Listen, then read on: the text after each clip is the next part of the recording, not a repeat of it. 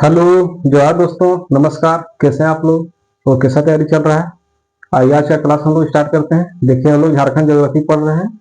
राज्य में 1947 से आर्थिक विकास का इतिहास, झारखंड का भूगोल, जंगल, पहाड़, पर्वत, खान खनिज आदि। उसी में से हम लोग देखिए बहुत सारा क्लास देख चुके हैं। लास्ट में हम लोग झारखंड की जलवायु भी देख चुके हैं, जलवायु का वर्गीकरण देख चुके हैं। तो उसी क्लास में हम लोग आइए स्टार्ट कंटिन्यू कर रहे हैं। अगला टॉपिक है झारखंड में अफवाह प्रणाली। बहुत इंपॉर्टेंट है। इसमें नदियां, जलप्रपात सब देखेंगे, गर्म जलकुंड सब देखेंगे, झील देखेंगे, बहुदेशीय नदी घाटी परियोजना देखेंगे, वही सब देखेंगे। बहुत इंपॉर्टेंट है। तो देखिए, हम लोग झारखंड में अफवाह प्रणाली स्टार्ट कर रहे हैं। ये थोड़ा सा उससे रिलेटेड जानकारी है। स्टार्टिंग में ये देख लेते हैं, उसके बाद हम लोग नदियां से स्टार्ट करेंगे। झारखंड की नदियां से स्टार्ट करेंगे। जितना भी नदी है 20-25 नदी है, ज्यादा नहीं है। तो हम लोग 4 से 5 क्लास, 6 क्लास के अंदर ही इसको नदी को पूरा खत्म कर देंगे। तो आइए स्टार्ट करते हैं। देखिए, समझने के लिए थोड़ा सा पॉइंट इसमें समझ लेते हैं तो आगे पढ़ने हम लोग को ज्यादा इजी होगा। देखिए, वर्षा के जल के साथ साथ अन्य जलीय स्रोतों के बहाव की समग्र व्यवस्था अपवाह प्रणाली के अंतर्गत आती है। देखिए, अपवाह प्रणाली क्या है? वर्षा के जल के साथ साथ अन्य जो जलीय स्रोतों से के बहाव की जो समग्र व्यवस्था है, उसी को क्या कहते हैं हम लोग? अपवाह प्रणाली कहते हैं। वही अपवाह प्रणाली के अंतर्गत आता है। जितना भी जलीय स्रोत है, साथ साथ वर्षा का जल। अगला पॉइंट देखिए, किसी भी प्रदेश के अपवाह प्रणाली के निर्माण में, कोई भी क्षेत्र है, कोई भी राज्य है, वहां के अपवाह प्रणाली के निर्माण में किसका? वहां के जलवायु कैसा है, जल की मात्रा कितना अवेलेबल है, भूमि की बनावट, भूमि की संरचना कैसा है, वहां का ढाल की तीव्रता कितना, ढालवा भाग है कि क्या है, वनस्पति की सघनता, वनस्पति है कि नहीं है, क्योंकि यह महत्वपूर्ण भूमिका निभाता है वर्षा में। तथा मिट्टी की संरचना, मिट्टी की बनावट, संरचना कैसा है, जिसे अनेक तत्व महत्वपूर्ण भूमिका निभाते हैं। इसमें किसी भी प्रदेश की अपवाह प्रणाली के निर्माण में। ठीक है। अगला पॉइंट देखिए, जल संसाधन विभाग बहुत इंपॉर्टेंट है। दोनों ध्यान रखिएगा, डेटा है, पूछेगा भी, पूछ सकता है, पूछता भी है। जल संसाधन विभाग झारखंड सरकार के अनुसार राज्य का, देखिए याद रखिएगा, 1.59 लाख हेक्टेयर क्षेत्र जलीय स्रोतों के द्वारा आच्छादित है। राज्य का 1.59 लाख हेक्टेयर क्षेत्र जलीय क्षेत्रों से आच्छादित है। यहाँ पे उतना क्षेत्र में जल है। ठीक है। जो राज्य के कुल भूभाग का कितना है? लगभग 2% है। एक तरह से देखा जाए तो बहुत कम ही है, 2%, ज्यादा नहीं होता है, बहुत ही कम है। अगला पॉइंट देखिए, झारखंड सरकार आर्थिक सर्वेक्षण, डायरेक्ट सब क्वेश्चन पूछता है, ये भी डायरेक्ट क्वेश्चन पूछता है। झारखंड आर्थिक सर्वेक्षण 2024-25 के अनुसार राज्य में 6.25 बिलियन क्यूबिक मीटर VCM। आर्थिक सर्वेक्षण 2024-25 के अनुसार राज्य में 6.25 बिलियन क्यूबिक मीटर भूमिगत जल का पुनर्भरण हुआ है, जो बहुत ही सुखद समाचार है। पुनर्भरण हुआ है मतलब यहाँ स्थिति सुधरा है थोड़ा सा, भूमिगत जल का थोड़ा सा स्थिति सुधरा है। इतना से 6.25 बिलियन क्यूबिक मीटर भूमिगत जल का। ठीक। अगला पॉइंट देखिए, झारखंड राज्य में नदियां, जलप्रपात एवं जलकुंड, गर्म जलकुंड अपवाह प्रणाली के प्रमुख घटक हैं। इसमें से झील भी आप ऐड कर सकते हैं, बांध भी ऐड कर सकते हैं, उसे सब इसमें पढ़ेंगे। तो झारखंड राज्य में नदियां, जलप्रपात एवं गर्म जलकुंड अपवाह प्रणाली के प्रमुख घटक हैं। इतना हो गया। देखिए, समझने के लिए लिख दिए, अपवाह प्रणाली में नदियां, गर्म जलकुंड हो गया, जलप्रपात हो गया। तो ये हो गया समझने के लिए। स्क्रीनशॉट लेना चाहते हैं, दो डेटा भी इसमें था जो इंपॉर्टेंट है, इसलिए इसको समझने के लिए हम लोग ये अपवाह प्रणाली में क्या है क्या नहीं है, सो ये हम लोग देख लिए हैं। तो अब हम लोग स्टार्ट करेंगे झारखंड की नदियां से। बहुत ही इंपॉर्टेंट है। जितना भी नदी है यहाँ का, खूब ज्यादा से ज्यादा 22-23 नदी हम लोग देखेंगे तो इंपॉर्टेंट है। उसको 4 से 5 क्लास, 6 क्लास के अंदर ही खत्म कर देंगे उसको, जितना भी है। तो आइए हम लोग झारखंड के नदियों से स्टार्ट करते हैं। शुरू शुरू में देख लेंगे जितना इंपॉर्टेंट नदी है, जिससे बार बार क्वेश्चन आता है, तो वही देखेंगे आगे। चलिए, तो आइए अब यहाँ की नदियों के बारे में हम लोग देखते हैं। देखिए, यहाँ की नदियां आप लोग को पता है, सब छोटा नागपुर से, अधिकतर छोटा नागपुर पठार से निकलती हुई है और बह के या तो अपने से बड़ी नदी में मिल जाती है और फिर वो बड़ी नदी जाके किसी और अन्य नदी में मिल जाती है। तो यहाँ जल का ठहराव नहीं है। और अधिकतर आप देखिएगा झारखंड की नदियां क्या है, बरसाती नदी है। बरसात में जल पूरा रहता है, आसपास के क्षेत्र में बाढ़ का निर्माण भी करती है, लेकिन फिर जैसे जैसे ग्रीष्म ऋतु आती है तो क्या सूखते हुए जाती है। और अधिकतर आप देखिएगा सब नदी सूखी जाती है। कुछ कुछ नदी जैसे सवर्णरेखा, दामोदर, उस टाइप की नदी में थोड़ा बहुत पानी आपको देखने को मिलेगा सालों भर, और फिर किसी नदी में नहीं मिलेगा। और एक और खासियत है कि यहाँ की नदियां आप लोगों को क्या नौकागमन के लिए उपयुक्त नहीं है। वर्षा ही नहीं है, पठारी भाग से निकलती है तो नौका के लिए उपयुक्त है नहीं, नौकागमन के लिए।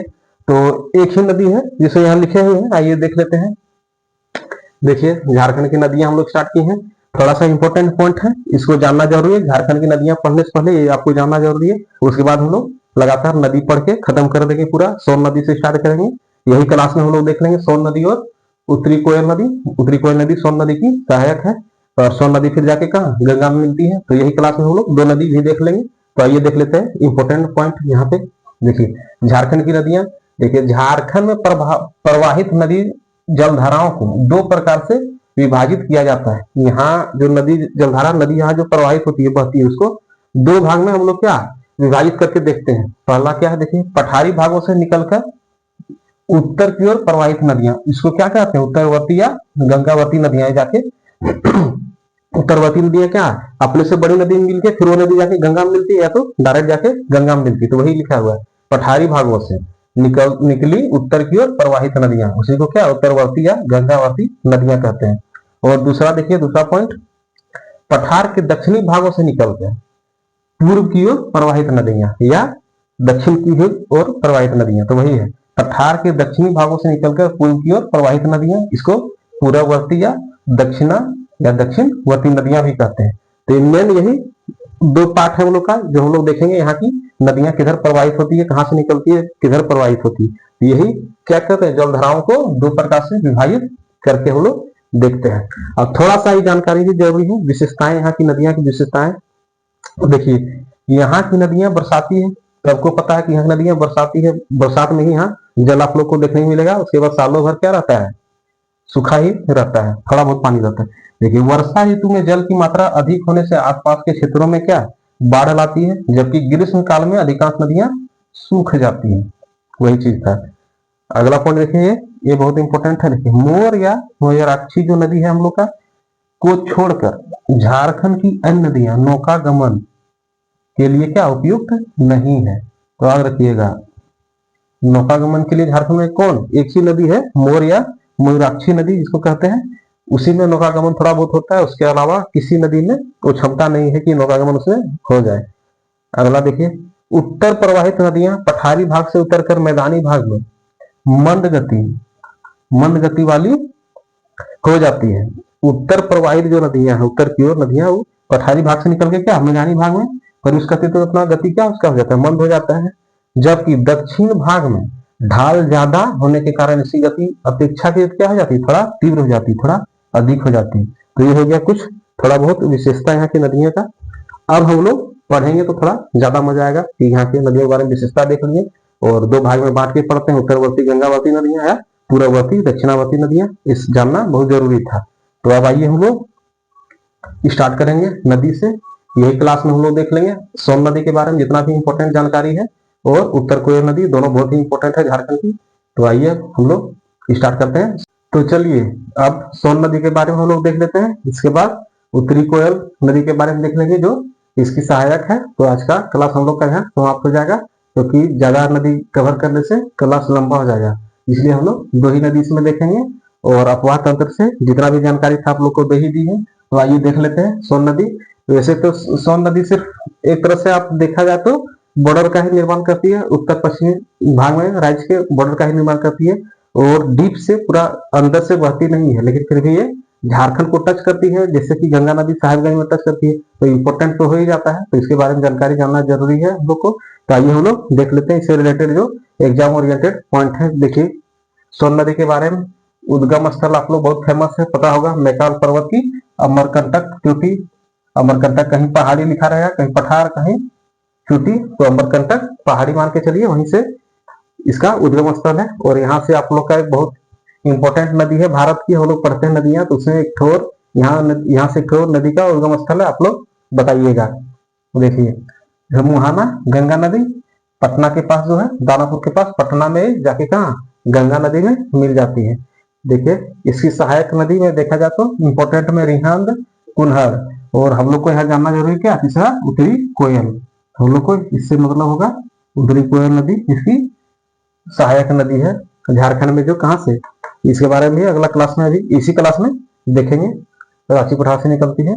देखिए इसका कुल लंबाई, सोन नदी का कुल लंबाई कितना है 784, कहीं कहीं 780 भी लिखा रहता है, लेकिन 784 हम लोग को देखना है, ठीक। और झारखंड में क्या 45 किलोमीटर की सीमा बनाती है, कुल लंबाई है 784, ठीक। अन्य नाम देखिए बहुत इंपॉर्टेंट है, सोनभद्र और क्या हिरण्यवाह, याद रखिएगा, पूछ सकता है।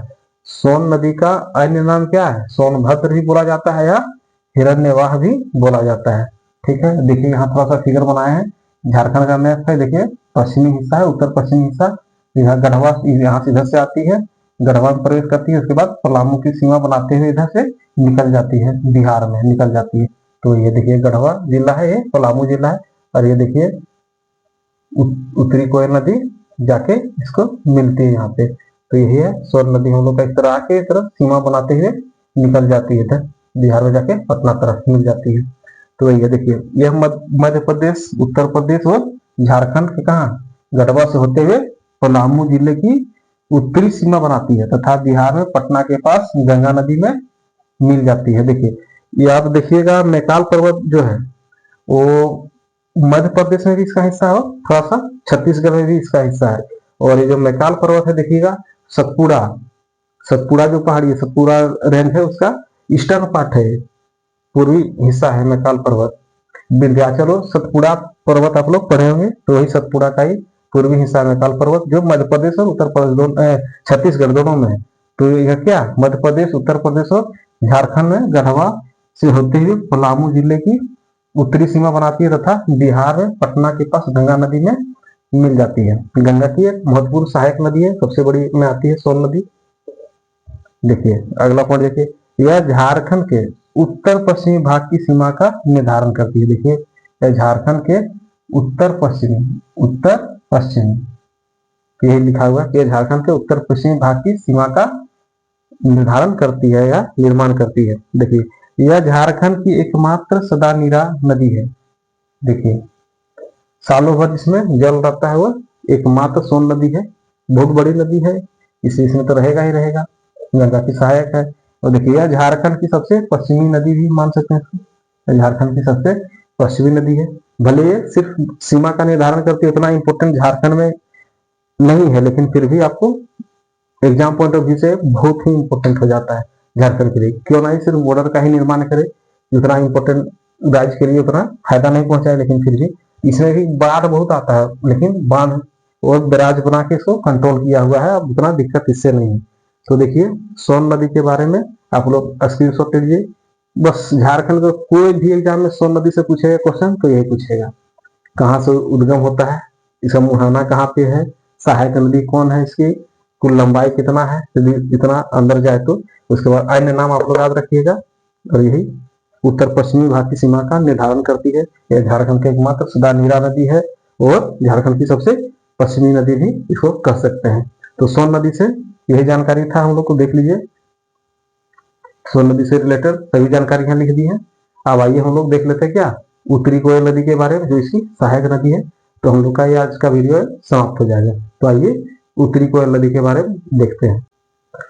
तो आइए अब उत्तरी कोयल नदी के बारे में हम लोग देख लेते हैं, जो इससे रिलेटेड जानकारी है। छोटा सा जानकारी है, ज्यादा लंबा इसमें जाना नहीं है हम लोग को। देखिए इससे रिलेटेड पूछे गया तो इसका उद्गम स्थल कहाँ है और इसका मुहाना कहाँ है, दो क्वेश्चन ये हुआ, और इसकी सहायक नदी कौन कौन है, इससे यही क्वेश्चन बनता है। तो देखिए इसका उद्गम स्थल रांची पठार, रांची पठार है इसका उद्गम स्थल। मुहाना देखिए सोन नदी, ये कहाँ जाके देखिए सोन नदी में जाके मिलती है हैदरनगर के पास, कहाँ पलामू में, ठीक है। तो मुहाना कहाँ है, सोन नदी, सोन नदी में जाके मिलती है उत्तरी कोयल नदी। और फिर सोन नदी कहाँ, गंगा में जाके मिलती है पटना के पास। ठीक है, तो सोन नदी की सहायक नदी है कौन, उत्तरी कोयल नदी। और उद्गम स्थल रांची पठार। लंबाई देखिए, कुल लंबाई 260 किलोमीटर। कहीं कहीं आपको 255 मिलेगा, लेकिन 260 यहाँ है, 260 ऑथेंटिक है। 260 किलोमीटर इसकी लंबाई है, कुल लंबाई। सहायक नदी में देखिए बहुत इंपॉर्टेंट है, सबसे ज्यादा यही पूछेगा, सोन नदी की सहायक नदी के बारे में ही पूछेगा क्वेश्चन, अधिकतर ही पूछता है। औरंगा हो गया, अमानत हो गया, तथा बुढ़ा नदी हो गया। बुढ़ा नदी वही बुढ़ा नदी, बुढ़ा घाट हो गया। देखिए, इससे संबंधित क्षेत्र हो गया लातेहार, पलामू मान के चलिए। गढ़वा पे हमको डाउट है, लेकिन लातेहार पलामू आप मान के चलिए, इससे संबंधित क्षेत्र है इस नदी से। देखिए, यह नदी बेतला राष्ट्रीय उद्यान के उत्तरी भाग से गुजरती है। सर्पिलाकार वहां पे बॉर्डर का निर्माण करती है। कहाँ, बेतला राष्ट्रीय उद्यान, एकमात्र राष्ट्रीय उद्यान है झारखंड का, तो वहीं पे।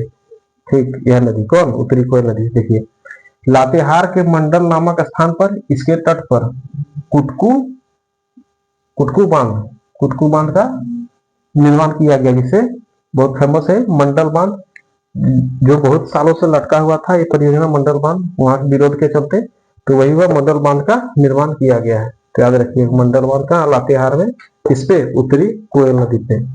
तो इससे रिलेटेड यही है, एक तो देख लीजिए मंडल बांध याद रखिएगा, संबंधित क्षेत्र याद रखिएगा, थोड़ा सा जिला कई बार घुमा के पूछता है, जीपीएससी में पूछ सकता है, जिला थोड़ा डीप जाता है। और एसएससी सब जैसे ग्रेड लेवल सब में सहायक नदी, अधिकतर सहायक नदी के बारे में ही पूछेगा। और लंबाई हो गया, इसका मुहाना कहाँ है और इसका उद्गम स्थल कहाँ है।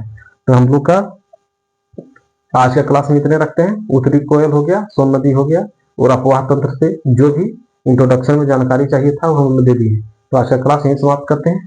वीडियो को ज्यादा से ज्यादा लाइक और शेयर कीजिएगा, और चैनल को सब्सक्राइब करके जुड़े रहिएगा। इसी तरह इंपॉर्टेंट जितना भी फैक्टर सब हम लेके आएंगे छोटा छोटा वीडियो में। तो चलिए मिलते हैं नेक्स्ट वीडियो में। आज के लिए इतना ही रखिए। जोहार।